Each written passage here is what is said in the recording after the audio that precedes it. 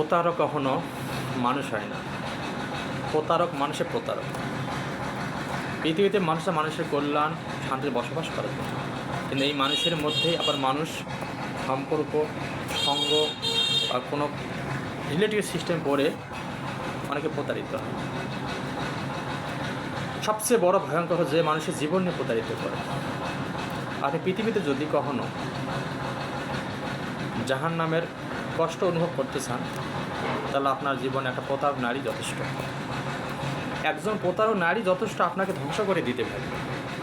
আপনার আশা, স্বপ্ন, ভরসা সব কিছু সে ধ্বংস করে দেবে তার প্রতারণা ফাঁদে ফেলে।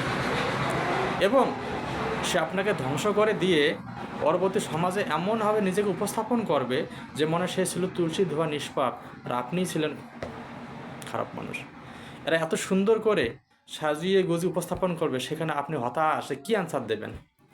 ভাই, এই প্রতারক নারী এটা যে কত বড় ভয়ঙ্কর এটা বলে শেষ করা যাচ্ছে না। হাজার হাজার যুবক ছেলের লাইফ নষ্ট হয়েছে প্রতারক নারী পাল্লায় পড়ে। কারণ প্রতারক দেখুন জাতভেদ নেই, এরাদের স্বার্থ পূরণ করার জন্য যাকে পাবে তাকে ধ্বংস করে দেবে। এই প্রতারক থেকে বিরত থাকুন, প্রতারকের পাল্লা পড়ে লাইফটাই নষ্ট করবেন না।